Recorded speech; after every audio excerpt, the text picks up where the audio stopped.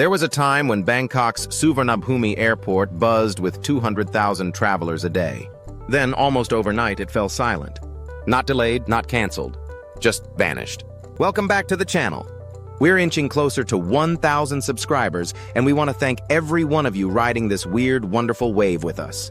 Hit that subscribe button if you're into under-the-radar history, cultural deep dives, and yes, brutally honest travel stories.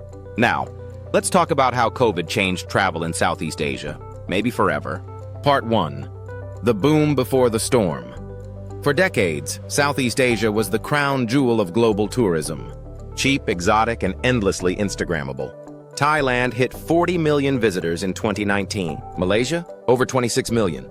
Vietnam, Indonesia, and Cambodia were on fire, racking up double-digit growth year after year. From Singapore's Marina Bay to the jungles of Borneo, it felt like there was no limit. But then, 2020 happened. Part 2. The Great Lockdown. When COVID-19 hit, borders slammed shut with surgical speed. Changi Airport, once the region's gold standard, saw passenger traffic drop by 98% in April 2020.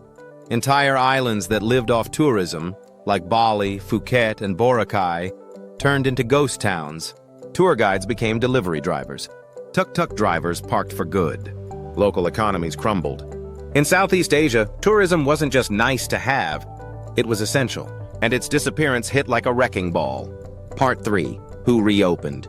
And how recovery wasn't a straight line, it was a patchwork. Thailand launched the Phuket Sandbox, letting vaxxed tourists enter without quarantine.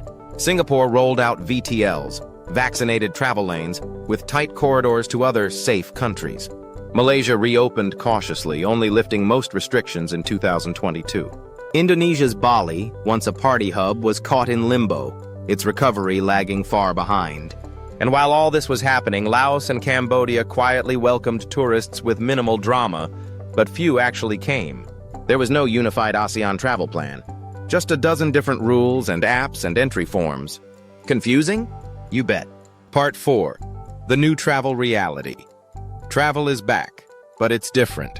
Instead of packaged tours, we now see remote workers setting up in Penang, Da Nang, and Chiang Mai. Digital nomads swapped Zoom backgrounds for actual sunsets. Countries launched digital nomad visas, finally treating long-stay travelers like a blessing, not a threat. But the travel experience itself, still clunky. Flight routes are thinner. Service is slower. Airlines and hotels can't rehire fast enough. And yeah, the QR codes aren't going away anytime soon. Part 5. A shift in priorities. Here's the unexpected part. The pause made people rethink. The idea of doing 5 countries in 2 weeks lost its shine. Travelers now want flexibility, safety, and meaning.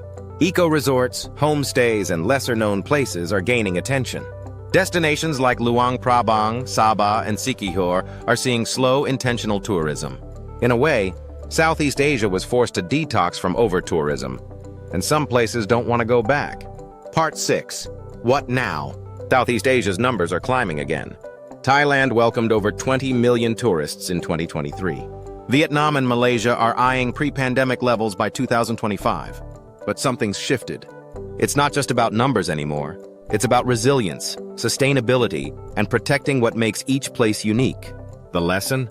COVID didn't kill Southeast Asia's travel dream. It just gave it a much-needed reality check. So, the next time you land in Southeast Asia, remember, the beaches are still here. The nasi lemak still hits. But the industry behind it all? It's changed. This is the Real Report 365, bringing you stories the travel brochures don't. Like, share, subscribe, and drop your favorite ASEAN travel memory below. We see you.